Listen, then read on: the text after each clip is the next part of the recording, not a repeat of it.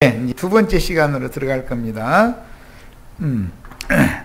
욥은 과연 동방의 현인답게 훗날의 모세와 동일한 인생론을 너무도 자세히 피력하고 티끌에 지나지 않는 자신인 여자가 난 연약한 존재로서 이런 고난을 몸으로 당하는 처지를 조물주 하나님께 호소와 기도를 하는 형식으로 인생론을 펼치고 있습니다. 그런데 이거는 첫 시간에 말씀을 드렸었던 것처럼 아벨 대신해 주신 셋의 후손인 셈의 후손들에게 대대로 유전되는 신앙관이다. 그들의 인생관은 곧 그들의 신앙관이다. 이거에 대해서 이해가 있기를 바랍니다. 자, 이번에는 시편 51편 5절로 10절을 읽겠습니다. 내가 죄악 중에서 출생하였으며 여자가 낳은 자라는 건 다 죄악 중에서 출생하였다. 그러면 출생이 죄악 중에서 출생했으니까 다 날 때부터 죄인이다. 이제 현대말로 표현하자면 그런 말이죠.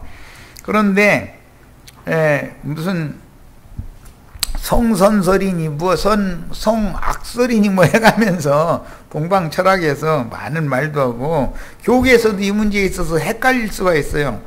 사람은 출생 자체가 혈육의 인간이라는 것은 모태가 부정한 상태에서, 그 말은 어머니 아버지의 피 자체가 생명이 부정하기 때문에 부정한 핏덩어리가 응고돼 가지고 사람이 지금 잉태가 됐기 때문에 죄악 중에서 출생을 했다, 이렇게 표현을 한 거예요. 그러니까 근원적으로 사람은, 의롭고 선한 사람은 첫사람은 하나도 없는 거다라는 것이 성경 이야기예요. 어머니가 죄 중에서 나를 잉태하였나이다. 그러니까 여자가 낳은 자 중에는 다 죄인이에요. 그 나를 잉태해서 낳아주신 어머니 자체의, 어머니의 피 자체가 부정하니까.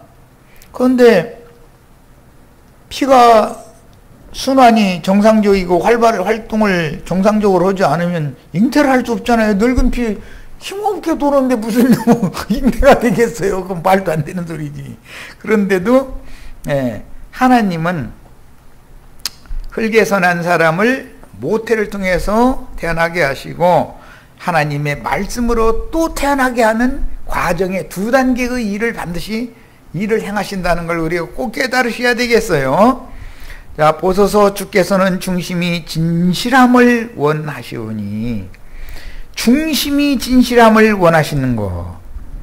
부정한 사람이지만 사람 속에는 마음이 있고 마음의 중심은 영인데 영의 진실하는 것을 원한다 이거예요. 부정함 중에서 태어났지만 혈과 겉사람은 부정하지만 그 코에 생기를 불어넣어서 또 지어주신 속그릇이라는 것은 하나님의 진실이신 그리스도를 담아서 그 중심이 진실한 사람을 얻기를 원하시는 거예요. 내게 지혜를 은밀히 가르치시리다. 오늘 우리는 이런 지혜를 다 받는 거예요. 우슬초로 나를 정결하게 하소서. 우슬초라는 것은 우슬초 다발로 피나 생수의 물을 사람에게 찍어서 뿌릴 때 쓰는 그런 피 뿌리는 도구예요. 이것은 비유로서 그 영의 말씀을 대언하는 증인들이 우슬초이고, 증인들의 입에서 나오는 말씀이 곧 하나님의 생명의 피일 뿐 아니라 생명수이기 때문에 그 주의 증인들의 입으로 나오는 말씀을 내가 받을 때 영으로 받아들이고 깨달아서, 영적으로 깨달아서 마음에 믿어지게 하는 것이 우슬초의 역할이란 말이에요. 비유요. 그런데 이 우슬초는 솔로몬의 열왕기 편의 말씀에 의하면은 담에 나는 풀이다 이랬어요. 예, 이 담이라는 말은 하나님과 나 사이의 간격을 말하는, 이게 나누는 것을 말하는 것인데, 육신의 마음에서 우슬초가 나온다 이 말이에요. 우슬초가 자라는 거예요. 그럼 그걸 뽑아다가 거룩한 자의 피와 생명수를 찍어서 사람에게 뿌려주는 거였었어요. 자, 내가 정하리이다. 나의 죄를 씻어주소서. 내가 눈보다 희리이다. 이 희다라는 것은 거룩성, 깨끗하다, 정결성 이런 것을 의미하는 것으로서 이것은 구속받은 사람에 대해서 하는 말인데, 구속자가 흰 말을 탄 분은 예수님이었었고, 또 흰 말을 탄 많은 미카엘의 군대들은 정결함을 받고 정결하다 인정을 받은 사람들의 몸이다 이런 말이에요. 말이라는 건 육신을 말하는 거기 때문에. 자, 셈족의 신앙관이 이런 말씀에서 나타나는데, 어머니인 여자가 난 사람은 예외 없이 불의하고 불선한 죄인이라는 근본 사상이 여기에 있습니다. 로마서 3장 9절 이하에 나오는 말씀을 보면은 선인도 없고 의인도 없는데 하나도 없다라고 아주 이렇게 기록을 하고 있어요.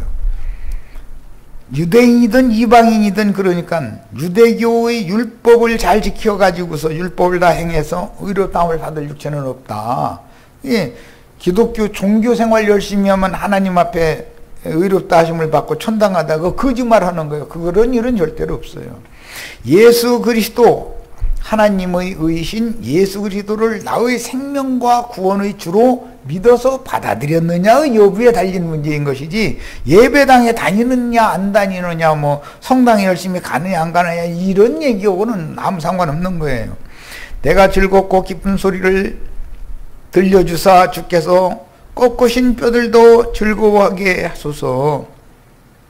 뼈를 꺾었다라는 것은, 이것은 이제 흔히 말하는 신약에서 육적 자아를 죽여버리는 것이죠. 이것은 환도뼈를 쳤다.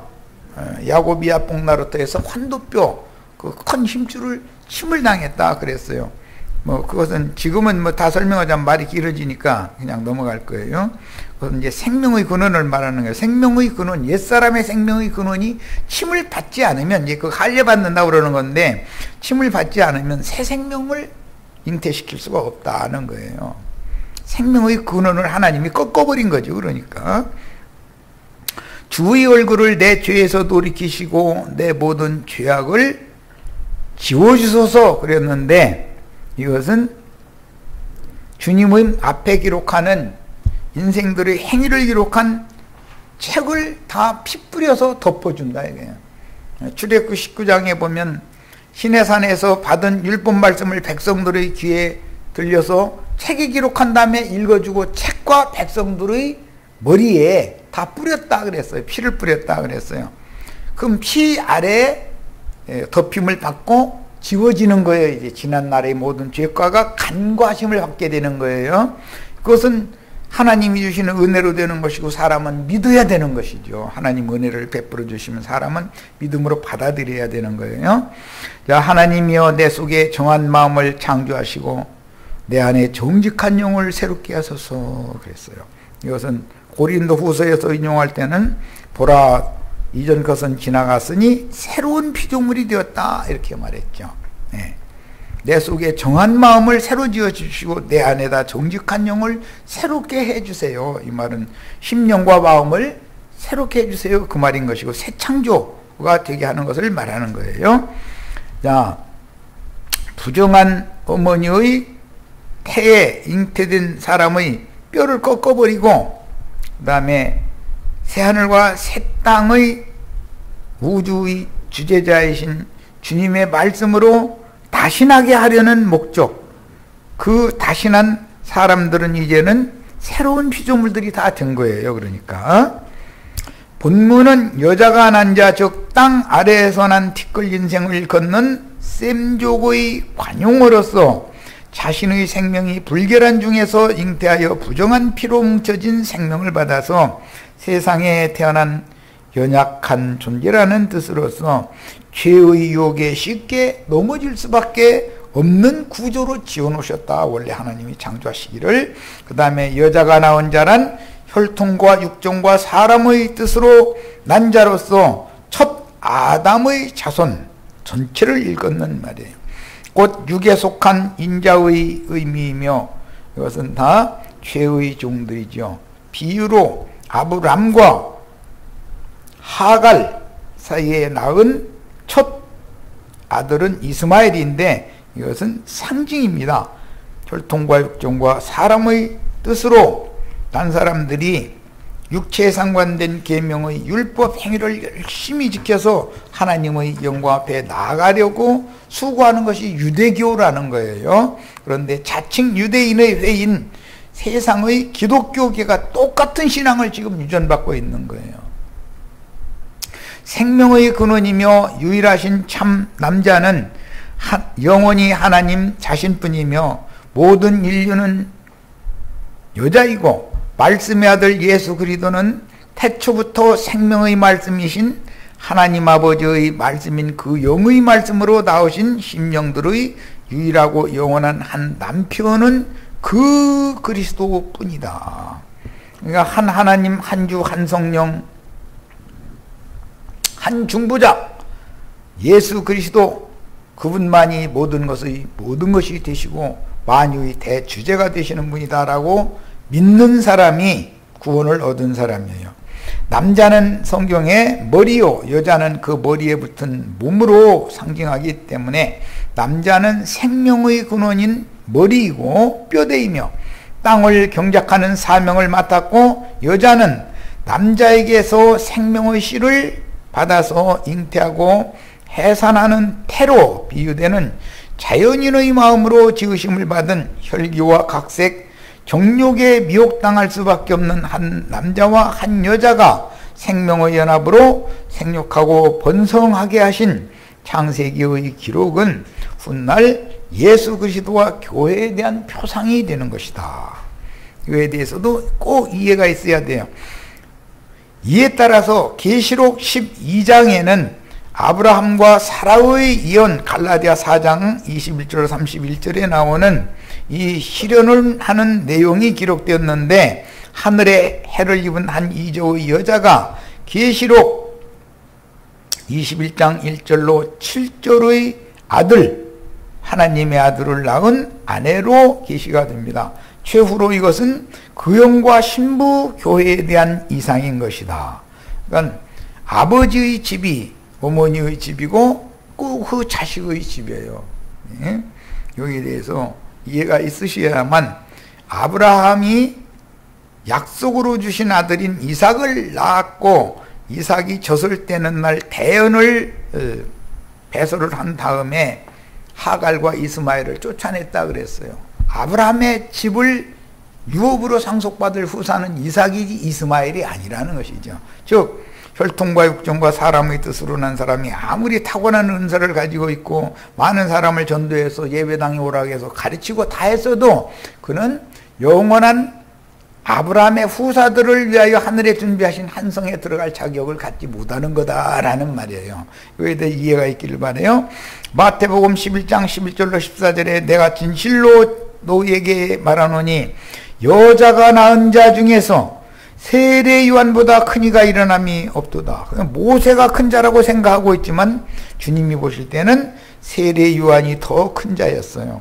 왜? 세례 요한은 오리라 한 모세가 예언한 그 메시아를 만난 사람이고 알아본 사람이니까 그런 거예요. 모세 때 주님이 만약에 나타나면 모세는 때가 아닌 때 주님이 만약에 모세에게 오셨다면은 모세는 주님을 배척하게 모세가 받은 율법으로 오히려 예수를 정죄하고 죽이게 될 거 아니겠어요? 그건 안 되는 거죠. 그러나 천국에서는 극히 작은 자라도 그보다 크니라. 그러니까 천국의 실상이신 교회 안에는 교회의 머리가 되시는 그리스도의 몸인 교회 안에서는 주님의 제자들이 오히려 세례 요한보다도 더 크다 그랬으니까 모세보다 더 큰 건 말할 것도 없는 거죠. 이거는. 자, 세례 요한의 때로부터 지금까지 천국은 침노를 당하나니 매우 중요한 말씀이 있어요. 침노하는 자는 침노 당하는 것은 천국이에요. 침노하는 자는 천국에 들어가는 자들이에요. 구약 성경에는 광야로 나와서 새로 태어나가지고 20세 이상으로 하나님의 군대로 편성된 자들만 가나안 땅에 들어가요. 그것을 예시적으로 지금 보여주는 거예요. 그런데 그것을 구약 성경에서부터 주님이나 여호수아에게 여호와 하나님이 말씀하시기를 영을 강하게 하고 마음을 담대하게 해야 된다. 신약에 와서는 디모데 보고 바울 형제께서 자기 후사로 삼으면서 당부하는 말이 있어요. 너는 남자같이 담대하라, 이런 말씀이 나와요. 강건하라, 남자와 같이. 남자라는 것은 강한 영을 갖는 것이 특징이에요. 그러므로 침노한다라는 것은 영적인 문제이기 때문에 예수의 성령 안으로 나의 영과 마음이 들어가는 것, 그것이 천국을 침노하는 거예요. 그렇게 하면 그 영이 나의 심령과 마음 안에 들어오셔서 나를 주님의 몸된 교회 안에다 데려다 놓고 교회로 서로 연락하고 상갑해서 건축하게 하실 거예요. 자, 그것이 가나안 땅 정복인 거예요. 창세기 1장 28절, 이 침노하는 문제 때문에 그래요. 하나님이 그들에게 복을 주시며 하나님이 그들에게 이르시되 생육하고 번성하여 땅에 충만하라. 가나안 땅에 들어가서 새로 생육하고 번성을 해야 되는데 노아의 때에는 방주를 통해서 홍수 심판을 지나서 아라랏 산에 방주가 머무른 후에 그 땅에 포도 농사를 새로 시작했는데 그것이 땅을 정복하면서 생육 번성하는 복을 다시 받았었죠. 생육하고 번성하여 땅에 충만하며 땅을 정복하는 그림이에요. 오늘 우리 형제 자매님들도 새 하늘과 새 땅의 후사들이 되는 이상이다 밝아지시기를 바라요. 그 다음에 바다의 고기와 하늘의 새와 땅이 움직이는 모든 생물을 다스리라 하시니라. 이 말씀이 계시록 20장 4절로 6절에 재인용이 되어졌고 21장에서 다시 세세토록 다스리는 문제로 인용이 되는데 바다의 물고기는 내생물에 들어가지 않습니다. 이건 구약 성경이기 때문에 바다의 물고기가 나오는 거고 이 바다의 물고기는 육에 속한 사람들을 상징하는 거예요. 세상 사람들을 불러다가 하늘에 거하는 자 하늘의 새와 땅에 움직이는 모든 생물이다 그랬는데 계시록에서는 이걸 내생물이다 그래요. 땅의 사방 모든 민족 모든 족속에게 복음이 전파되어져서 예수 그리스도의 피로 사신 교회 안에 들어온 사람들은 전부 내생물 안에 들어있는 사람들인 거예요. 그걸 비유해요. 여호수아 1장 6절로 13절 강하고 담대하라. 너가 영이 강하고 마음이 담대하라 라는 말이에요. 남자의 특징, 가나안 땅 전쟁에 들어가려면 20세 이상 된 남자야 되잖아요. 여자는 가나안 땅 전쟁에 참여하지 않습니다. 이런 것도 비유예요. 그럼 뭘 강하고 담대해야 되냐? 너의 심령이 강하고 너의 마음이 담대해야 된다 이거예요. 왜 그러느냐? 가나안 땅의 대적들이라고 상징된 그 7 귀신들, 7 족속의 왕들이라는 것은 아시아에 있는 7 교회가 이기는 자들이 나오고 남으면 전부 그게 가나안 땅 사람들이잖아요. 그 7 교회의 사자들은 가나안 땅 7 족속의 임금들, 왕족들인 거예요. 오늘날 세상교회 목사들을 말하는 거예요. 신부들을 말하는 거예요. 이런 거에 대해서 정확한 이해를 하셔야 돼요. 그래서 계시록 17장에는 음녀의 7머리가 비밀이라 그들은 땅의 왕족들이다 그랬어요. 그들에게서 내 백성은 나와야 된다. 이게 계시록 18장 4절에 나오는 말씀이에요. 문맥의 흐름에 대해서 이해가 있으셔야 돼요. 너는 내가 그들의 조상에게 맹세하여 그들에게 주리라 한 땅을, 이게 젖과 꿀이 흐르는 가나안 땅이었죠. 이 백성에게 차지하게 하라. 이 차지하게 하는 것은 땅을 정복해야 되는 거예요. 여호와의 종 모세가 너에게 명령하여 이르기를 너희 하나님 여호와께서 너희에게 안식을 주시며 젖과 꿀이 흐르는 가나안 땅은 안식의 땅이잖아요. 그 광야에서 모세는 너희가 아직은 안식에 이르지 못하였으나 안식에 이르거든 내가 한 처소, 나의 처소를 지시할 텐데 거기에 반드시 모여야 된다. 이게 예루살렘이었었죠. 자, 이 땅을 너희에게 주리라 하셨나니 너희는 그 말을 기억하라. 땅을 정복하고 그다음에 모든 생물을, 그 땅에 있는 모든 생물을 다스리는 것, 이것이 우리 인생의 목적이고 우리가 신앙생활을 하는 목적이에요. 여기에 꼭 이르셔야 돼. 다 그 1000년 동안 그리스도로 더불어 제사장이 되어 왕노릇 해야 될 뿐 아니라 세세토록 왕노릇 하는 자들이 다 되시는 그런 이상이 밝아지셔야 되겠어요. 그러려면 기본적으로 예수 그리스도의 성령께서 형제자매님들의 심령에 빛을 가지고 들어오셔서 형제자매님들의 부패한 마음에 가득한 악의 모든 것들을, 악한 것들을 전부 정복하고 다스려 주셔야 돼요. 예수님이 다스리는 자가 되시는데 나의 심령과 마음에 들어오셔서 다스려 주셔야 되고, 내가 구속받았으면 주님의 몸 된 교회 안에서 다스림을 받는 게 이렇게 중요한 거예요. 목양받고 다스림 받는 게. 그러니까 이제 장로들의 두 가지 사명이 있는데, 하나는 양을 먹이는 것이고 하나는 양들을 치는 거예요. 이것을 다스린다라고 비유했어요. 이것은 다 세상 교계의 목사들이 무슨 다 설교 말씀으로 다스리는 건데, 목사들이 하는 것처럼 억지 쓰는 게 아니고 진리의 말씀을, 생명의 말씀을 가르치면 다 은혜로 받아들이고 스스로 주님이 친히 다스려서 주님의 백성이 되게 돼 있어요. 자, 욥이 생존하던 당시에 여자가 낳은 자 중에 가장 큰 자는 욥이었으며 영원한 남자인 하나님의 말씀이 낳은 아들인 예수님이 세상에 보내심을 받았을 때 여자가 낳은 자 중에 가장 큰 자는 침례자 요한이었습니다. 그런데 천국을 침노한 자라면 예수 안에 있는 자, 주님이 제자들 안에 또 들어오셔서 상호 거처를 삼은 자, 하나님의 세계명을 이룬 자들은 천국에서 지극히 작은 자라 할지라도 오히려 구약시대의 가장 큰 자보다 더 크다. 이것을 예언하였어요.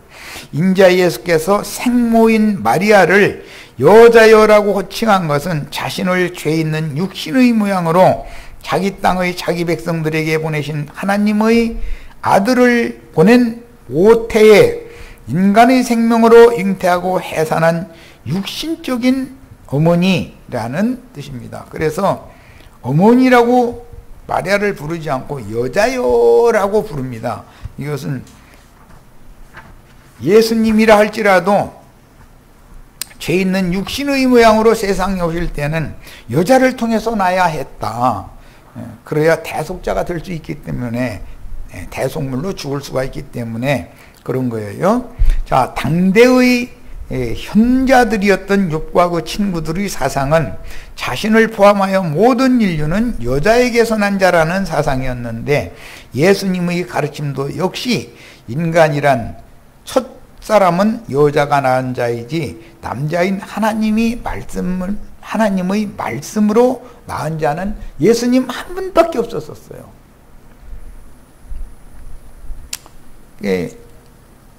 마리아라고 하는 정결한 처녀의 태에 말씀으로 잉태를 시킬 수 있어요, 하나님이.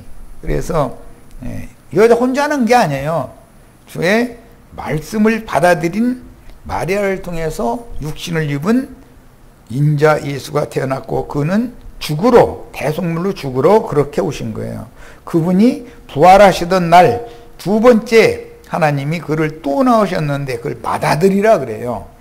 이런 과정을, 독생자와 맏아들에 대한 이상을 반드시 깨달으셔야 됩니다.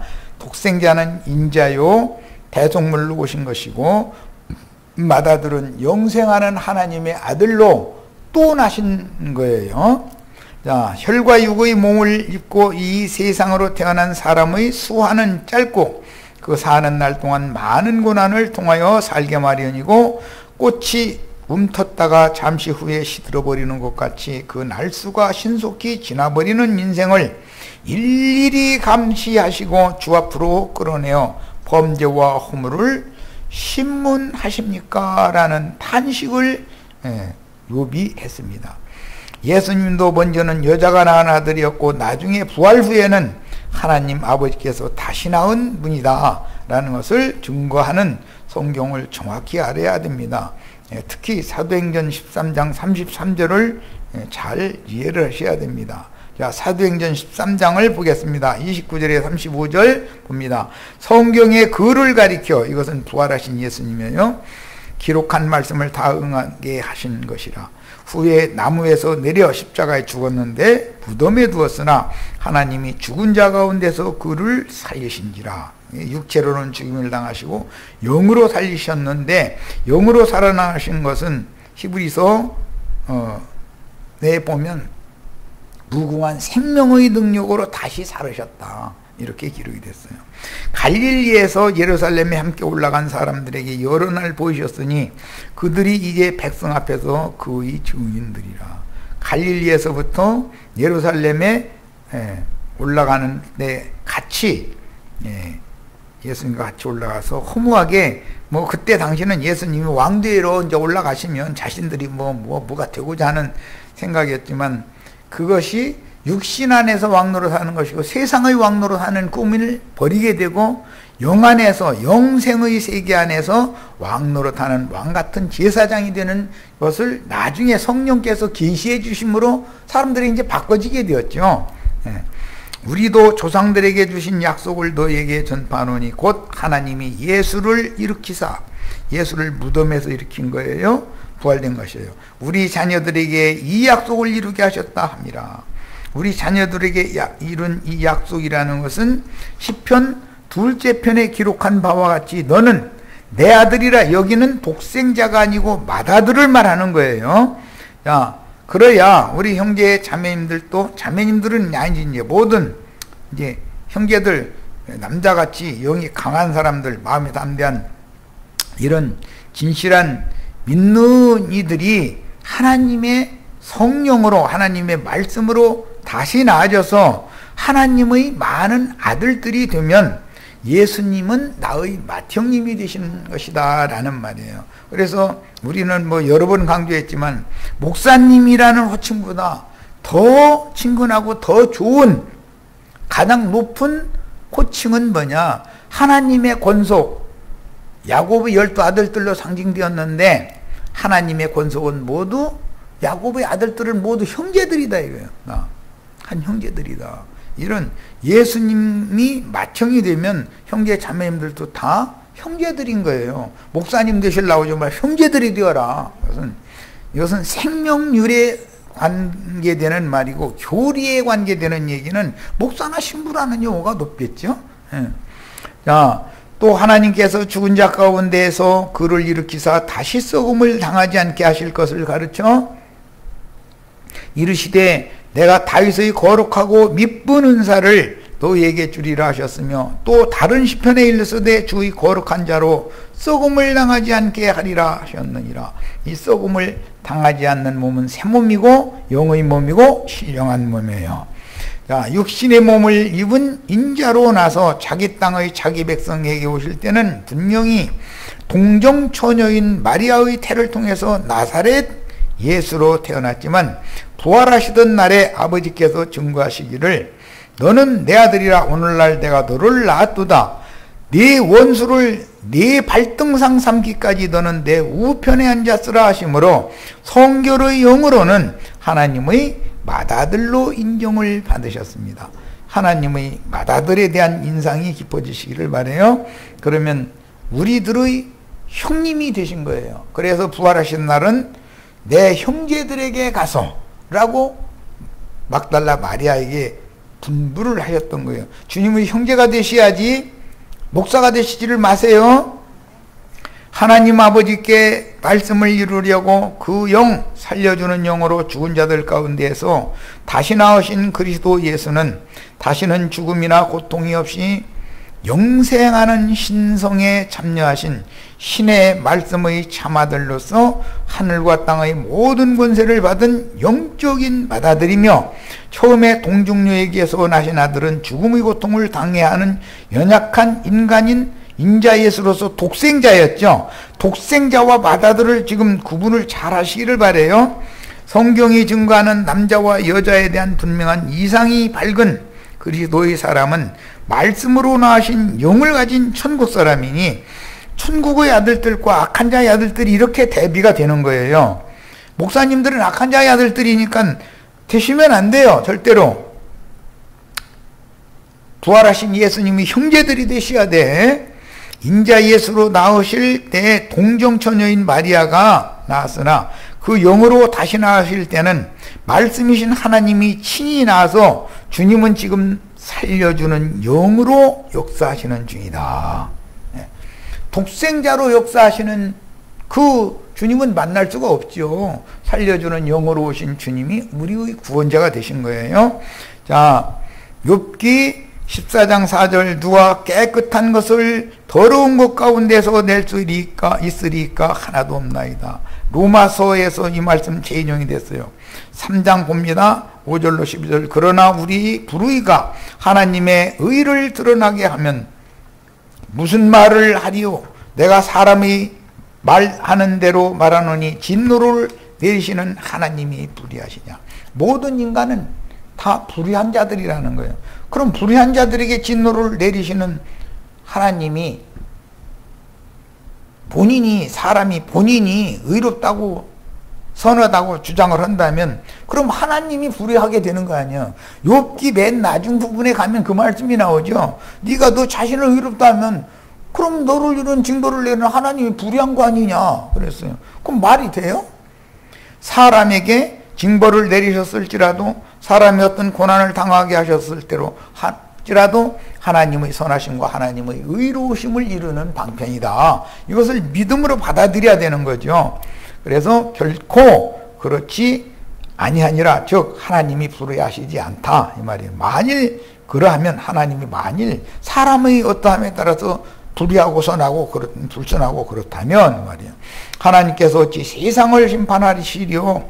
그러나 나의 거짓말로 하나님의 참되심이 더 풍성하여 그 영광이 되었다면 어찌 내가 죄인처럼 심판을 받으리요.